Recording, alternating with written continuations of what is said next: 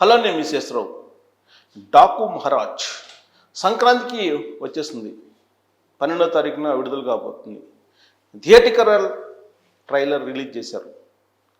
ఈ ట్రైలర్ చూసిన తర్వాత బాలకృష్ణ గారు కొత్త గెటప్లో కనిపించబోతున్నారు అనేది చాలా క్లియర్గా అర్థమవుతుంది. అయితే ఈ ట్రైలర్లో ఎక్కడా కూడా డైలాగ్ లేదు. సాధారణంగా ఆయన డైలాగ్లే ఆయన ట్రైలర్కి ఒక ఫ్లేవర్. కానీ డాకు మహారాజ్ ట్రైలర్ చూస్తే కనుక ఇక్కడ బాలకృష్ణ గారి డైలాగులు కనిపించవు, వినిపించవు మనకి. ఆ ట్రైలర్ మొత్తం మీరు అబ్జర్వ్ చేస్తే ఎక్కడ కూడా ఆయన వాయిస్ వినిపించదు, కేవలం యాక్షన్ మాత్రం వినిపిస్తుంది. ఆయన గెటప్స్ మనం చూస్తాం. ఆయన గెటప్స్ ఏ విధంగా ఉన్నాయో దాన్ని బట్టి డాకు మహారాజ్ ఏ విధంగా ఉండబోతుంది అనేది, అలాగే సెట్స్ ఏ స్థాయిలో సెట్లు వేశారు అనేది కూడా మనకి ఆ ట్రైలర్లో అర్థమవుతుంది. చాలా భారీ సెట్స్తో ఈ సినిమా నిర్మాణం జరిగిందనేది అర్థమవుతుంది. దాంతోపాటు ఒక హెలికాప్టర్లో బాలకృష్ణ దిగుతారు. సో ఇవన్నీ కూడా కొంత వేరియేషన్స్ కనిపిస్తున్నాయి. ఆ వేరియేషన్స్లో కొంత కుటుంబానికి సంబంధించినటువంటి సెంటిమెంట్ని ఏదో కొంత జోడించినట్టు కనిపిస్తుంది.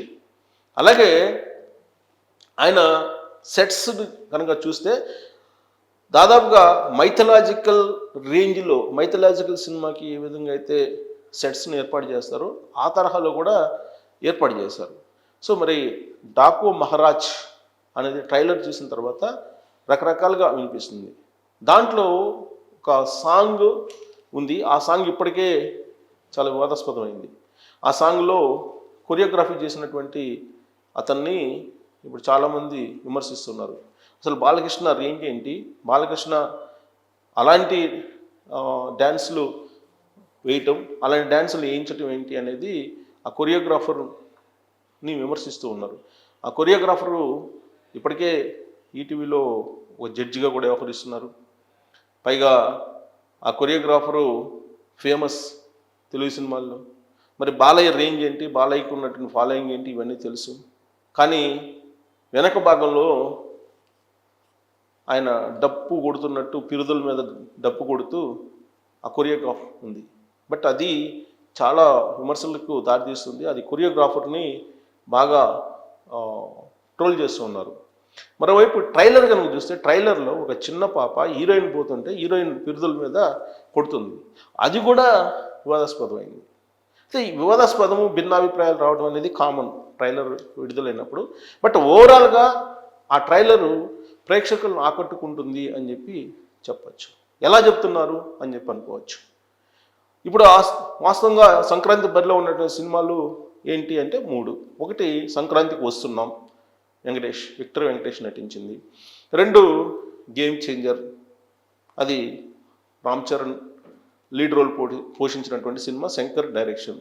3 డాకు మహారాజ్, బాలకృష్ణ లీడ్ రోల్ పోషించినటువంటి పిక్చర్. మరి ఈ మూడిట్లో ఏది సోషల్ మీడియాలో ట్రెండింగ్లో ఉంది అనే దాన్ని బట్టి ఈ ట్రైలర్లు 3 సినిమాలకు రిలీజ్ చేశారు కాబట్టి ఆదరణ ఏ విధంగా ఉందనేది ఒక అంచనాకి రావచ్చు. అనూహ్యంగా సంక్రాంతికి వస్తున్నాం, అలాగే డాకు మహారాజ్ పోటీ పడుతున్నాయి. ఏది సోషల్ మీడియాలో నువ్వా నేనా అన్నట్టు. బట్ గేమ్ చేంజర్ కొంత వెనకబడిపోయింది ట్రెండింగ్లో. మీకు నేను కరెక్ట్గా లైవ్లోనే చూపిస్తాను ట్రెండింగ్లో పొజిషన్ ఏంటి ఈ సినిమాలకు సంబంధించి అని. ఈ 3 సినిమాలు సంక్రాంతికి వస్తున్నాయి.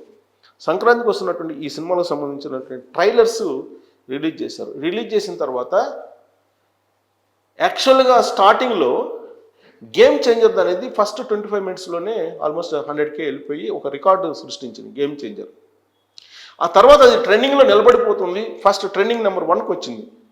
అది రిలీజ్ చేసినటువంటి వెంటనే very next day trending number 1కి వచ్చేసింది.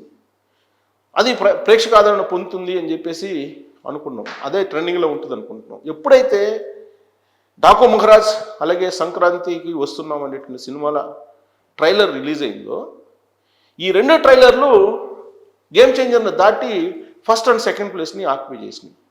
అంటే ప్రేక్షకుల ఆదరణ సంక్రాంతికి వస్తున్న డాకు మహారాజ్ మీద ఎక్కువగా ఉంది అని చెప్పి మనం చెప్పడానికి అవకాశం ఉంది దీన్ని బేస్ చేసుకుంటే ట్రెండింగ్ అనేది. నేను చూపిస్తాను చూడండి, మీకు లైవ్లో చూపిస్తాను. ఇది చూడండి, ఇక్కడ యూట్యూబ్ని మనం ఓపెన్ చేసాం, ఇక్కడ ట్రెండింగ్ అని వస్తుంది. ఇక్కడ చూడండి, ట్రెండింగ్, షాపింగ్, మ్యూజిక్ ఇవన్నీ ఉంటాయి అనమాట. మనం ట్రెండింగ్ దగ్గర క్లిక్ చేస్తే ట్రెండింగ్ వీడియోస్ వస్తాయి. సో ట్రెండింగ్ వీడియోస్ ఇదిగోండి, ట్రెండింగ్ వీడియోస్ వస్తాయి చూడండి. ట్రెండింగ్ వీడియోస్ చూస్తే కనుక మనకు అది ట్రెండింగ్లో ఏమున్నాయి.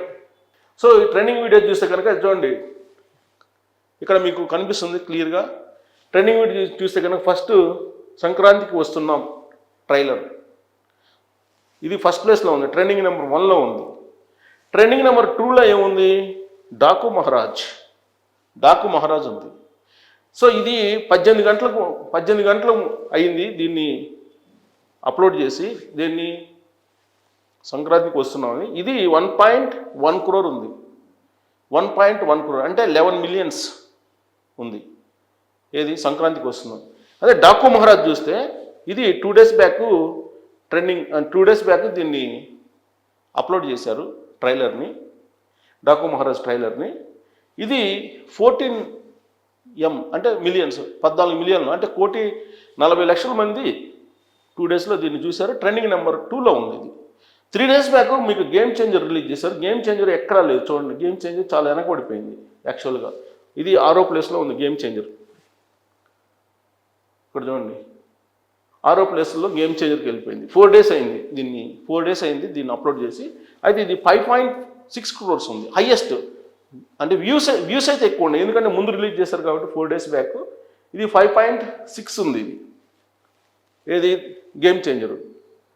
కానీ ఇది చూడండి 4 days అయింది. అదే కేవలం 2 daysలోనే 1.5 crore వెళ్ళి సెకండ్ ట్రెండింగ్లో ఉంది డాకు మహారాజ్. ఇది 18 hours సంక్రాంతికి వస్తున్నాం అనేది 1.1 crore ఉంది. అంటే ట్రెండింగ్లో ఇప్పుడు వెళ్ళిపోయినాయి. అంటే సినిమాలో ఇప్పుడు సంక్రాంతి బరిలో ఉన్నటువంటి 3 సినిమాల్లో ఇప్పుడు మనం చూసుకుంటే కనుక హైయెస్ట్ వ్యూస్ అయితే మాత్రం 5.6 crores గేమ్ చేంజర్కి అయితే వచ్చాయి. కానీ ట్రెండింగ్లో 6వ ప్లేస్లో ఉంది. ఫస్ట్ ప్లేస్లో సంక్రాంతికి వస్తున్నాం, సెకండ్ ప్లేస్లో డాకు మహారాజ్ ఉంది. సో డాకు మహారాజ్ దూసుకుపోతుంది. డాకు మహారాజ్ అసలు అప్రతిహతంగా ట్రెండింగ్లోకి వెళ్ళిపోతుంది అది.